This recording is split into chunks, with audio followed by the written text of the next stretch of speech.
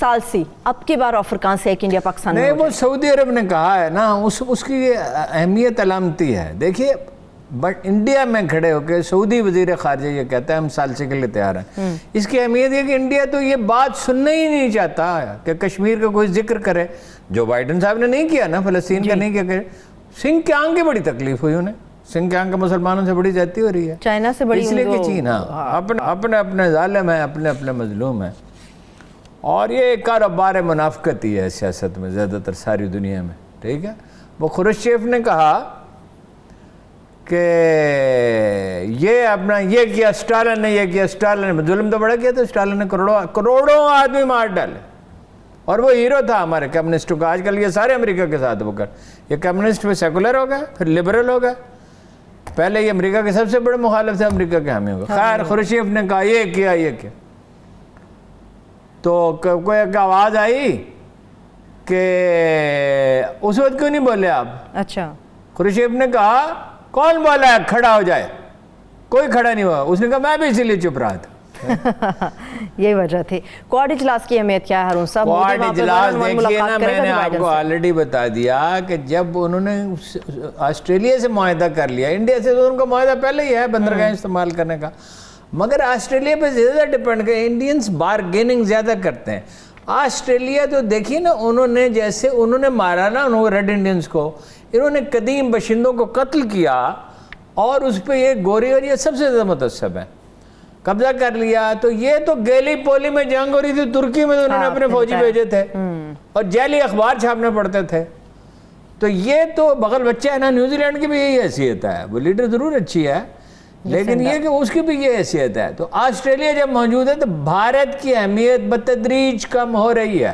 یہ قدرت کا کوئی منصوبہ نظر آتا ہے. لیکن کہتے ہیں چائنا کے حوالے سے تحفظات ہوں گے اور چائنا کے بارے میں بات ہوگی کیونکہ جو بائیڈن بھی چائنا کے مخالف ہیں، انڈیا کو بھی اس سے نہیں، کافی وہ زیادہ چین خطرہ پہ ہو تو رہا ہے. ہوگی نا. ٹارگٹ اگلے 20 سال کے لیے ٹارگٹ چین ہے اور اس میں وہ کہتے ہیں پہلا اشرف فیصلہ کن ہے. اچھا، ہاں تو چینی تو بھنگ پی کے سوئے ہوئے نا.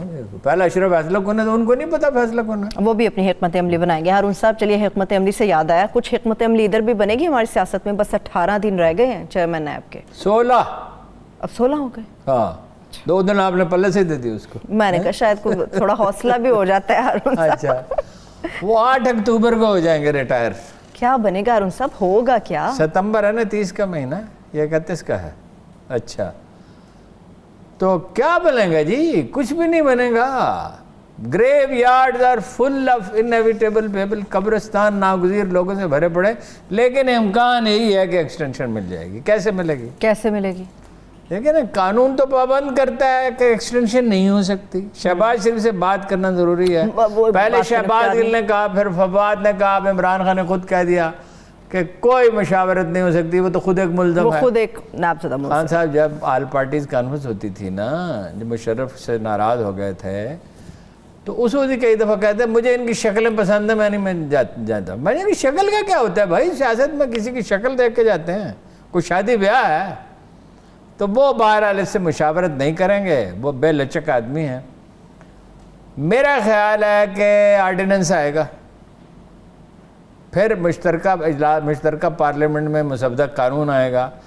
کیونکہ اگر چلا جاتا ہے چیئرمین تو 3 کام تو رک گئے، معطل ہو گئے. ہاں صحیح ہے، بالکل. نہ کسی کو گرفتار کیا جا سکتا ہے، نہ تفتیش کو، نہ ہی کوئی انکوائری کو تفتیش میں بدلا جا سکتا ہے، نہ کوئی نیا ریفرنس دائر ہوگا. تو اور نیب کرتی کیا ہے؟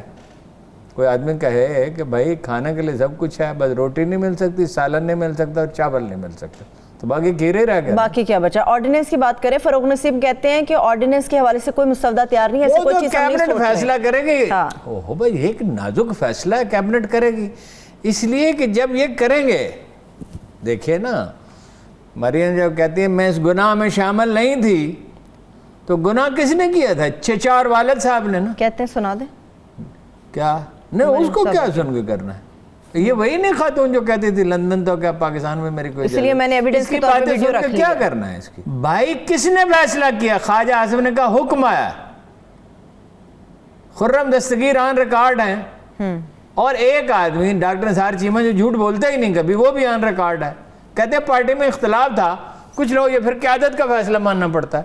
کہاں لکھا ہوا قیادت کا فیصلہ ماننا پڑتا ہے؟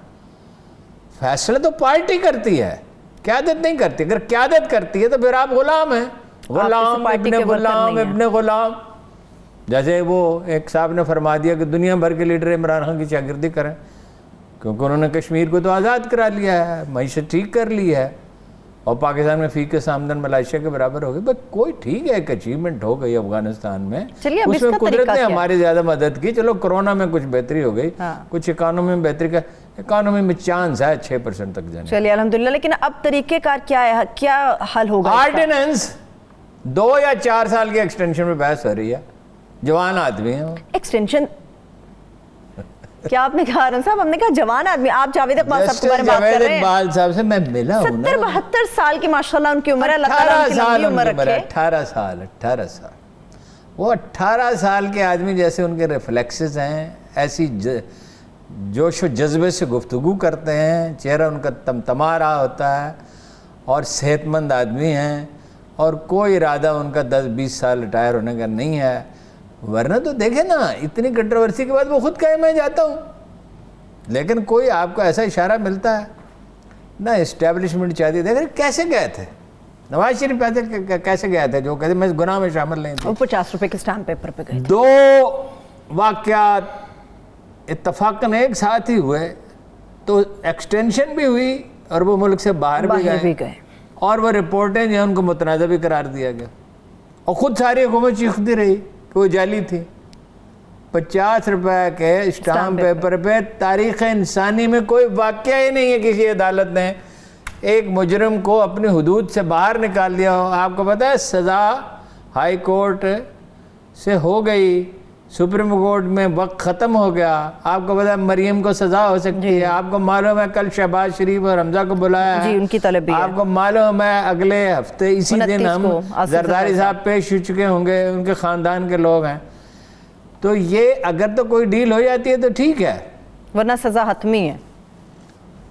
میرا خیال ہے شہباز شریف اگر وزیر اعظم بن جائے مجھے کوئی تعجب نہیں ہوگا. مطلب یہ پاسبلٹی اب پیدا ہو گئی ہے, اور بیٹی کو اگر سزا ہو گئی تو آپشن کیا ہے؟ اونلی آن شہباز شریف صاحب. بس ٹھیک ہے. وزیر اعلیٰ تو دیکھیے نا, اگر فیئر الیکشن ہوتے ہیں تو وزیر اعلیٰ بننے کا تو بہت چانس ہے اس کا. پی ٹی آئی میں بھی تو لوگ تنگ ہے. جہانگیر ترین گروپ کیا کرے گا, اس کو زندہ رہنا یا نہیں؟ درست بات آپ کر رہے ہیں. لیکن ہارون صاحب ایکسٹینشن کے معاملے پر نہ تو حکومت اس وقت ہمیں راضی نظر آ رہی ہے, اپوزیشن پہلے تیار نہیں ہے, چیئرمین نیب کو برداشت کرنے کوئی تیار نہیں, کوئی ایسا نام نہیں آ سکتا. وہ تو جس پہ کرپشن کے کیسز ہیں اللہ ماشاءاللہ. میں نے بڑی دیر سوچا جماعت اسلامی کے وزراء یہ دعویٰ کر سکتے ہیں کہ ہم میں سے کسی پہ کرپشن کا مقدمہ نہیں چلا پختونخوا میں, باقی تو کوئی یہ دعویٰ ہی نہیں کر سکتا. ہاں شہباز شریف صاحب کہتے ہیں ایک دھیلے کی کرپشن نہیں کی. صحیح کہتے ہیں, ایک دھیلے کی نہیں, بہت سارے اربوں خربوں کی ہوئی ہے ہارون صاحب. چلیے مجھے یہ بتائیے کہ ان کے علاوہ کوئی نام نہیں ہے جو زیر غور ہو, جس کو بنایا جا سکے, جو تمام دونوں طرف سے قابل قبول ہو سکے. وہ اس کو بلایا نا فصیح الدین, کیا نام تھا بحریہ کے جو تھے, تو وہ چودھری نثار چلے گئے تھے سپریم کورٹ میں, تو اس نے روک دیا تھا. اور میننگ فل ڈائلاگ ہے, اب قانون بدلیں گے. فصیح بخاری صاحب کی شاید غالباً فصیح بخاری